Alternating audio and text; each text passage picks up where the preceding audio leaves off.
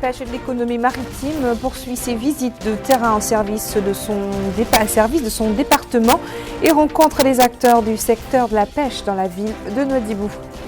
Le ministre de l'Équipement et des Transports s'informe sur l'avancement des travaux sur plusieurs axes routiers dans certaines wilayas du pays.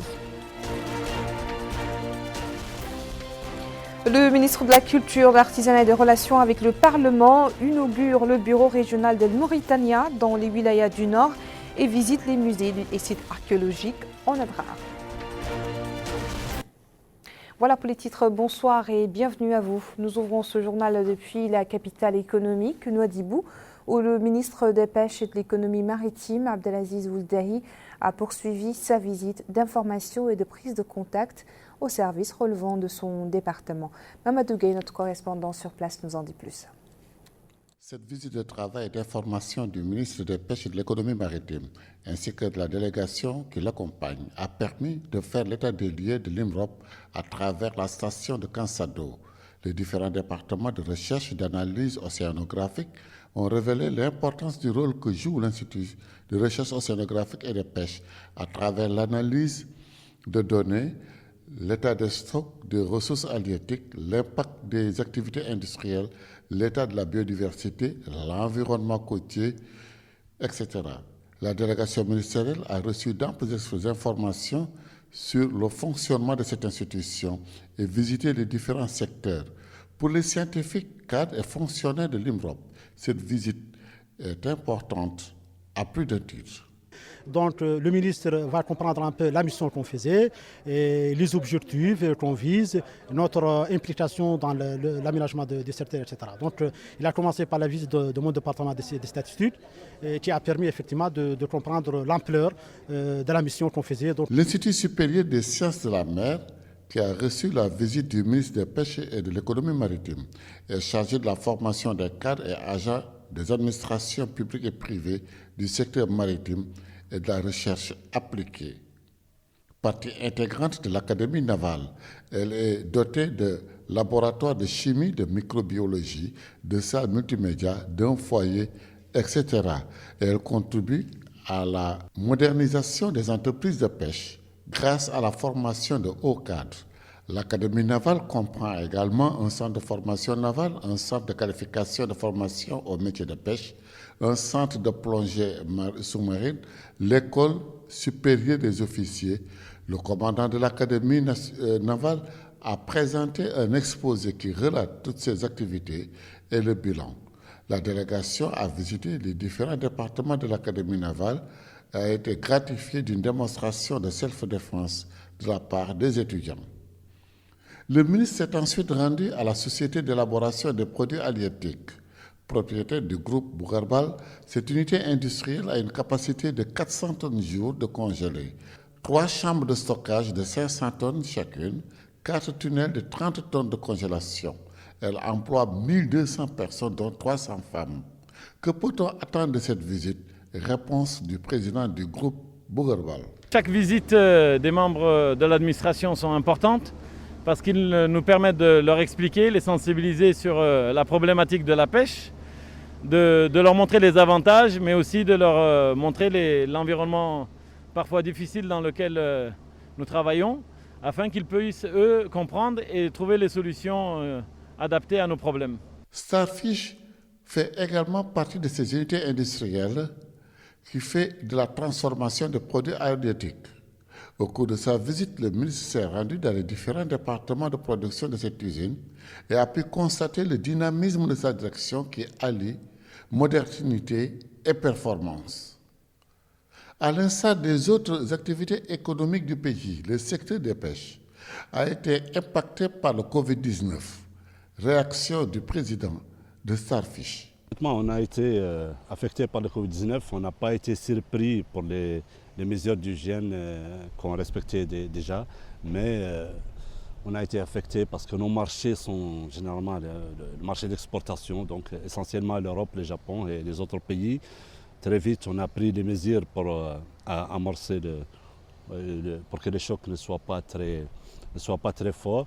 Et on s'attend à ce qu'il y ait des actions du gouvernement dans le sens de l'amélioration des conditions des entreprises On a déjà rempli des formulaires, on a fait des enquêtes, des demandes et on s'attend à ce qu'il y ait quelque chose de la part du gouvernement qui nous aide dans cette difficulté économique qui est mondiale. Notons que le ministre a tenu une réunion avec les différents syndicats évoluant dans le secteur des pêches. Le ministre de l'Équipement et des Transports, Mohamedou Ahmedou Mohamed, a visité la route Nema chez Nîmes, dont les travaux sont achevés à 81%. Cette visite s'inscrit dans le cadre des applications de la vision des pouvoirs publics visant à intensifier le suivi des projets de développement afin d'accélérer le rythme de leur exécution. Bokar Bailaba. Dans la Mokata de Boumdeit à Nassaba, le désenclavement passe par la réalisation des axes routiers. Dans cette optique, le ministre de l'Équipement et des Transports, Mohamedou Ahmedou Mohamed, s'est informé sur l'état d'avancement des travaux de réalisation de cette route.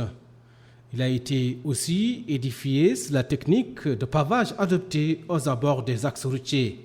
Le ministre de l'Équipement et des Transports s'est également informé des travaux de réhabilitation de la route Alleg-Boutilimite. Objectif, accélérer les travaux tout en respectant le cahier des charges et en veillant sur la qualité. Ainsi, le directeur général des infrastructures routières, Ebaïoul Maïf, affirme que la route Nema-Hachmim est déjà réalisée à 81%. De même que la route Zravia-Temchaket. Il a aussi précisé que d'autres tronçons routiers comme celui reliant Kifa à Boumded sont également en cours de finition. Pour rappel, cette visite s'inscrit dans le cadre de l'application de la vision du président de la République visant à intensifier le suivi des projets de développement et accélérer le rythme de leur exécution. Le ministre de la Culture, de l'Artisanat et des Relations avec le Parlement, le Mrabat Ben-Nahi, a supervisé hier à Attar l'inauguration du bureau régional de la chaîne El Mauritania qui couvre des wilayas de l'Adrar, de l'Incheri et de Tirizmour. Abdelrahman Hamadan. Dans la perspective de renforcer la décentralisation du média public et de rapprocher les services publics des citoyens, et pour un média au service de la sécurité et de la stabilité de la patrie, c'est dans ce cadre que s'inscrit l'inauguration du 3e bureau régional de la chaîne de Mauritania, couvrant l'Incheri, l'Adrar et Tirzamo. La cérémonie d'inauguration, qui s'est déroulée en présence des autorités administratives, sécuritaires et locales et les chefs de services déconcentrés, était l'occasion pour le ministre de la Culture, de l'Artisanat et des Relations avec les parlements de passer en revue la politique du département visant à rapprocher les médias publics des citoyens, où qu'ils soient, précisant que l'ouverture des bureaux régionaux de la chaîne de Mauritania concrétise cette fusion. Le Mrabat Ben-Nahi a en outre indiqué que cette inauguration s'inscrit dans le cadre de l'exécution du programme du président de la République, M. Mohamed Cheikh Al-Ghazouani, et des orientations données au gouvernement sous la supervision du Premier ministre Mohamed El-Bilal visant à dynamiser le rôle de l'information et à les mettre au service des citoyens. Il a ajouté que ce bureau régional aidera dans la diversification de la grille des programmes grâce à la production locale. De son côté, le directeur général de la télévision de Mauritanie, Mohamed Mahmoud El Maali, a indiqué que l'objectif visé à travers l'ouverture de ces bureaux est d'accorder un intérêt particulier aux préoccupations des citoyens dans les wilayas du Nord, en recueillant leurs points de vue, leurs préoccupations et leurs aspirations en matière de développement dans tous les aspects de la vie, précisant que le nouveau bureau dispose de journalistes compétents et des moyens techniques développés, ce qui lui permettra, a-t-il dit, de mener convenablement cette mission. L'adjoint du maire de la commune d'Attar, M. Cheikh Malani ou le Cheikh Saadou, s'est dit heureux de l'ouverture de ces bureaux, souhaitant plein succès à l'équipe de supervision. Le ministre s'est rendu dans les différentes composantes de ces bureaux, où il a pris connaissance des spécificités techniques des différentes unités, notamment les studios, la régie, la salle de montage et les autres équipements modernes dont dispose ce bureau. Explication présentée par le directeur général de la chaîne El Mauritania. En marge de cette cérémonie, le journaliste Abdallah El-Zoubeir a été honoré au nom des populations de l'Adrar en reconnaissance de ses efforts dans la médiatisation de l'actualité de la wilaya. Le ministre a également visité le logement du personnel de Mauritania et s'est acquis des équipements fournis pour assurer des conditions favorables au staff de Mauritanie. Au cours de son séjour dans la ville d'Atar, le ministre de la Culture, de l'Artisanat et des Relations avec le Parlement a inauguré la bibliothèque de la délégation régionale de la culture et de l'artisanat et a visité l'ancien quartier de Garnel Ghazba à Atar ainsi que le musée archéologique de Touézict. Abdul Adamaba nous en dit plus. Le ministre de la Culture, de l'Artisanat et des Relations avec le Parlement, Lamra Baroul Benaï, c'est dans le cadre de cette visite rendue à la délégation régionale de la culture de l'Adrar. Il a pu s'enquérir de l'état de ce bureau régional et a, dans ce cadre, inauguré la nouvelle bibliothèque de cette délégation. Sur place, plusieurs ouvrages traitant de différents aspects de la connaissance sont disponibles, en plus des films documentaires que ces bibliothèques renferment. Ensuite, il a visité le musée archéologique de Touézict qui comprend en son sein plusieurs objets d'histoire en plus d'articles reflétant le patrimoine culturel de cette contrée. La troisième étape a constitué le bureau régional de Radio Mauritanie. Il a sur les lieux visité les différents compartiments de cet édifice, particulièrement la direction administrative, les studios. Il a eu droit à des explications de la part du responsable de ce bureau à propos des différents programmes que cette station a mis en place au profit des auditeurs. L'ancienne cité de Garnel Ghazba a aussi constitué une étape de ce déplacement. Il s'est enquis des spécificités de ce site et de son importance dans la promotion et préservation de cet héritage culturel. Le ministre de la Culture, de l'Artisanat et des Relations avec le Parlement était accompagné durant ces différentes étapes par le Wali de l'Adrar, Haddadim Pali Yatara. Lamra Baroul Benaï s'est par ailleurs rendu à la ville historique d'Azougis afin de s'enquérir du patrimoine culturel de cette cité. Il a été accueilli par des troupes artistiques de cette localité. Au cours de son intervention, le ministre de la Culture, de l'Artisanat et des Relations avec le Parlement a mis en avant l'importance de cette ville historique pour l'identité culturelle du pays. Il a en outre indiqué que le département qu'il préside va se déployer à préserver et valoriser ce site historique. Le maire de la commune de Ain, Ehel Taya, a passé en revue le potentiel artistique et culturel de cette ville, dont ses mausolées et la contribution des précurseurs de cette cité. Il a par ailleurs exprimé sa satisfaction pour l'ouverture de ce bureau régional de la culture sur place. Lamra Baroul Benaï a, au cours de ce déplacement, visité cette exposition d'œuvres d'art qui a été mise en place au cours de ces cérémonies. Il a ainsi pu se rendre compte des différents objets d'art dont regorge cette cité. Enfin, le mausolée de l'imam Hadrami a aussi été au menu de ce déplacement du ministre de la Culture, de l'Artisanat et des Relations avec le Parlement, qui s'est aussi rendu au niveau de plusieurs tombes de figures historiques qui reposent à Azougis. Direction à Wilaya du Tiris Zemour où le ministre de l'Emploi, de la Jeunesse et des Sports, Dr Taleb Sid Ahmed, s'est rendu à Bermougrain pour prendre contact avec la jeunesse de cette Mourada et s'enquérir de leurs problèmes. Abdelrahman Hamadan. Cette visite du ministre de l'Emploi, de la Jeunesse et des Sports à la Moukata de Bermougrain lui a permis de prendre contact avec les autorités administratives, les élus et les associations de la jeunesse.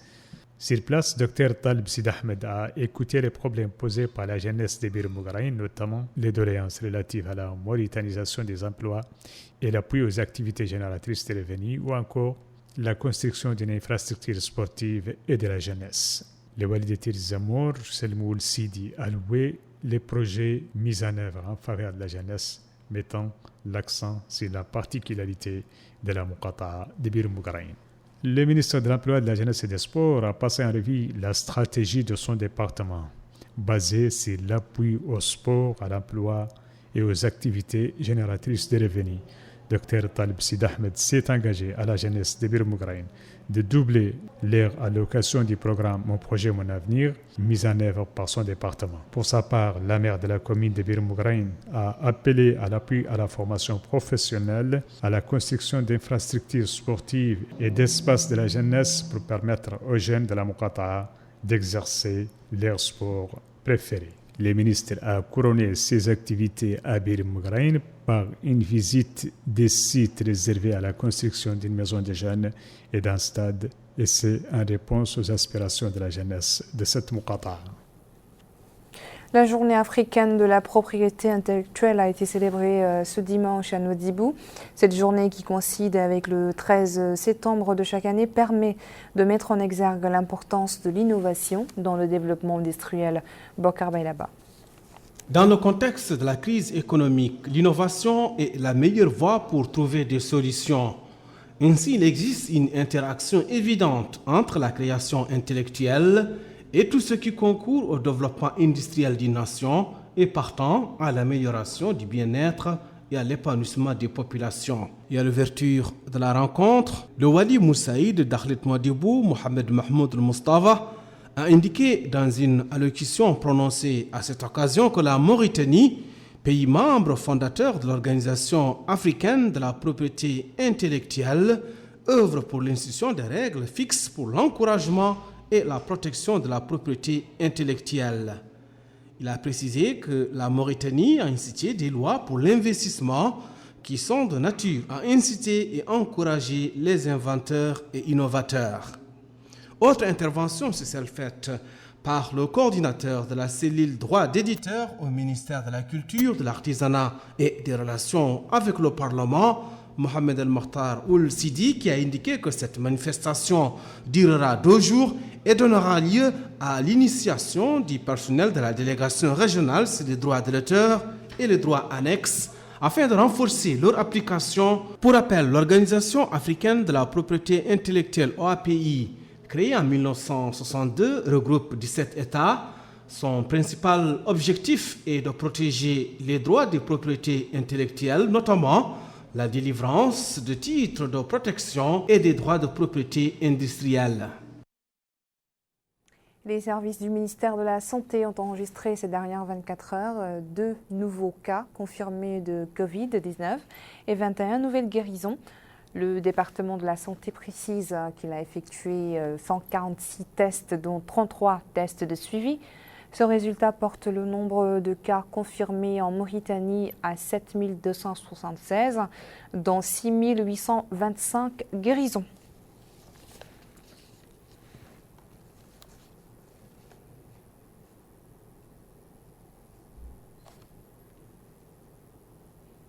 Découvrons à présent les hauteurs de pluie enregistrées durant ces dernières 24 heures dans les différentes wilayas.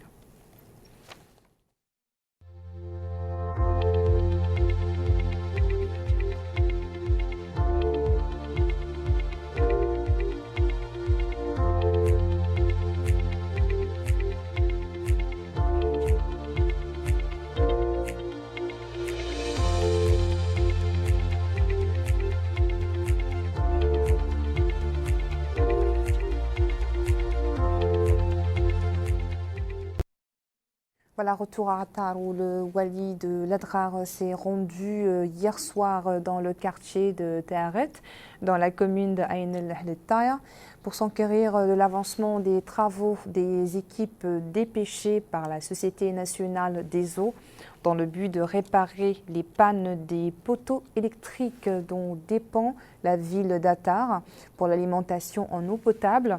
Après avoir reçu les explications sur l'état d'avancement de la réparation des pannes, le wali a donné des instructions sur la nécessité d'achever les travaux dans les meilleurs délais, soulignant que les autorités administratives resteront dans un état de suivi permanent jusqu'à la réparation définitive de cette panne. Direction Akjouj où des pluies torrentielles se sont abattues sur la ville, causant l'inondation au niveau de certains quartiers de cette ville. Les autorités administratives et sécuritaires de la wilaya ont procédé au recensement des personnes sinistrées et à l'évaluation des dommages résultant de ces inondations. Abdullah Damaba. La ville d'Akjouj a été envahie par les eaux. La Badha, ceinturant cette ville, a débordé après d'énormes quantités de pluie, ce qui a occasionné ces inondations qui se sont produites à la suite de la dernière pluie de plus de 65 mm qu'a enregistré cette localité. Ainsi, au niveau de ces quartiers, 5 familles ont été obligées de quitter leur domicile afin de se mettre à l'abri de ces eaux qui ont débordé, occasionnant ces inondations. Ces résidents affirment qu'il a commencé à pleuvoir aux alentours de 10h30. Il rend grâce à Dieu qu'il n'y ait pas de dégâts humains, même si des dégâts matériels ont été occasionnés par ces eaux. Ces inondations, souligne-t-il, se sont déroulées à un rythme accéléré. Nous ne disposons pas, conclut-il, d'un système d'assainissement pour évacuer ces eaux. Cet autre habitant affirme qu'il a été obligé d'aller se réfugier au niveau des dunes de sable pour se prémunir de ces eaux. Les autorités administratives et sécuritaires sont intervenues pour secourir les familles victimes de ces inondations. Ils se sont rendus sur les lieux afin de s'enquérir de l'impact de ces eaux. Après intervention de la protection civile pour sauver des enfants qui étaient coincés dans la Batra, on a pu compter sur l'appui de l'armée, du centre d'instruction militaire qui est à Abjuj, ce qui nous a permis de sauver ces enfants qui étaient bloqués, et aussi 2 éléments de la protection civile qui étaient partis pour aider ces enfants-là qui étaient coincés. Ils n'ont pas pu le faire, et finalement c'est 8 personnes qui étaient au total coincées dans la Batra qu'on a pu récupérer vers 1h du matin, 2h du matin. Et après cette opération, on a fait une visite dans la ville pour voir l'impact de ces pluies dans la ville. On a constaté que toute la ville, alhamdoulilah, est indemne, mais on a eu 2 ou 3 quartiers qui sont un peu touchés par les inondations. Donc il s'agit du quartier d'Al-Barka, Ngaïzira 1 et Mbete. Ces résidents sollicitent l'appui de l'État. Ils demandent une aide substantielle en plus des interventions pour secourir les familles victimes de ces eaux de pluie. Quant à ces citoyens, ils indiquent que ces inondations constituent un problème récurrent à Agjuj. Ils font face à ce problème une fois que le niveau de l'eau est très élevé au niveau du Batha de la ville. Et voilà pour l'actualité de ce dimanche. Merci à vous de nous avoir suivis. Le rappel des titres. Le ministre des Pêches et de l'Économie maritime poursuit ses visites de terrain et au service de son département et rencontre les acteurs du secteur de la pêche dans la ville de Nouadhibou. Le ministre de l'Équipement et des Transports s'informe sur l'avancement des travaux sur plusieurs axes routiers dans certaines wilayas du pays.